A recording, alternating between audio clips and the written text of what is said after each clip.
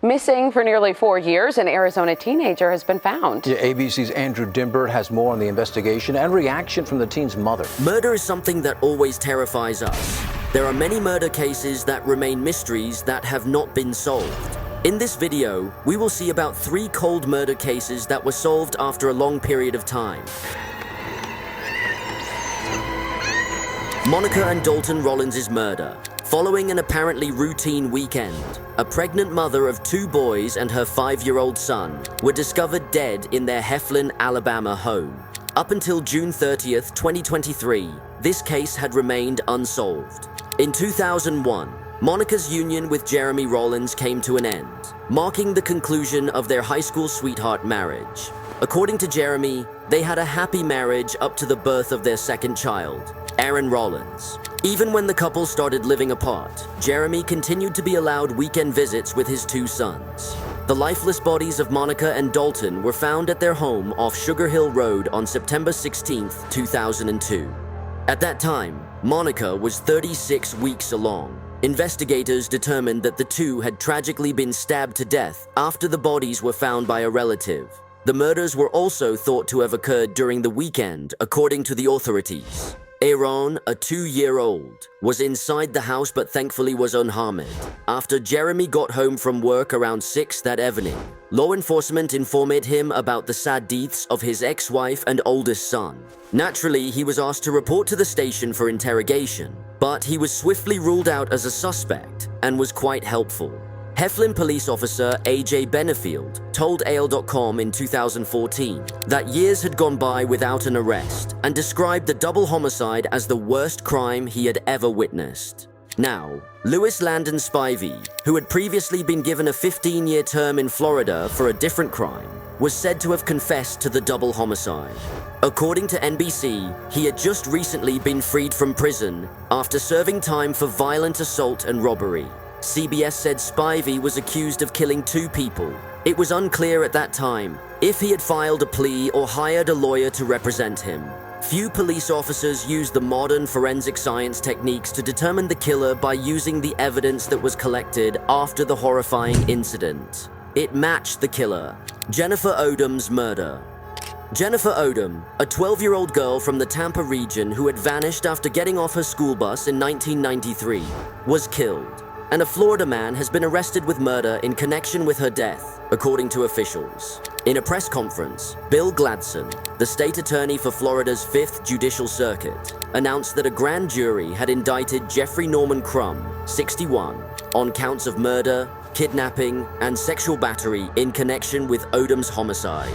According to state prison records, Crum has been imprisoned since 2019 and is currently serving 2 life sentences for sexual assault in a different case.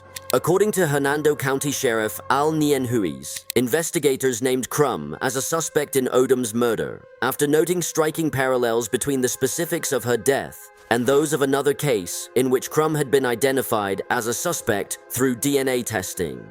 According to the sheriff's office, Odom was kidnapped in February 1993 after getting off her school bus in Pasco County to the north of Tampa. 6 days later, in the neighboring Hernando County, her body was discovered in a field. According to Nienhuis, it looked like she had been viciously attacked. Nienhuis stated that although they were not absolutely certain of the details, such as the length of time her kidnapper had held her hostage or the precise time of the murder, they were reasonably certain that it had happened in that field. The sheriff claimed that after Odom vanished, many law enforcement organizations in the Tampa region went on the hunt for a blue pickup that Odom's classmates had allegedly seen as she left the bus. Every time a new technology was released, according to Nienhuis, dozens or even hundreds of objects were evaluated and retested in the hopes of finding the smoking gun. A breakthrough in the investigation occurred in 2015 when, according to the sheriff, DNA testing allowed police to identify Crum as a potential suspect in a case that occurred roughly 13 months before Odom's murder. In that incident, a teenage girl in Pasco County was attacked and sexually assaulted after getting off a school bus. Despite being left for dead, he claimed she lived. Investigators found that the two attack circumstances were almost identical, the sheriff claimed. After naming Crum as a suspect in the murder of Odom, police spent years accumulating sufficient evidence against him before presenting the case to the state attorney to press charges, according to Nienhuis. He claimed to be confident that the proper parties and aggravating circumstances were there in this particular case for the death penalty to be applied. Olivia Navarro's disappearance inquiries regarding a missing Arizona kid's disappearance and recent life persisted for days after authorities revealed the information when she visited a Montana police station by herself. The teen had been missing since 2019. In September 2019, 18-year-old Olivia Navarro had disappeared from Glendale, Arizona. She came forward and chatted through the phone with her family members who lived in Arizona. Glendale police officers carried out a search warrant and arrested a man in Hava, Montana, who had since been released. Police kept the man's identity a secret and made no arrests in connection with the incident. Gina Wynn, a spokeswoman for the Glendale Police Department, said investigators were trying to figure out what had happened during the previous 4 years and whether a crime had been committed. According to authorities, kidnapping was a possibility. The person is Alicia Navarro. On September 15, 2019, Navarro went missing from her hometown of Glendale, Arizona. According to the Arizona Republic, a member of the USA Today network, Alicia had left her mother a handwritten message indicating her intention to return home in her bedroom a week before she turned 15 years old. Navarro was seen looking exhausted but generally healthy in a video of an interview he gave to police that week.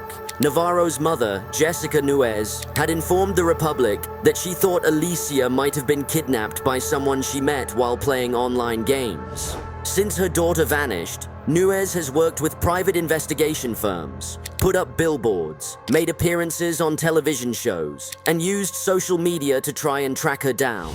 Navarro may have been spotted near the Montana home that authorities searched. According to Associated Press reports, 10 uniformed and undercover police officers arrived and handcuffed a man who looked to be residing there.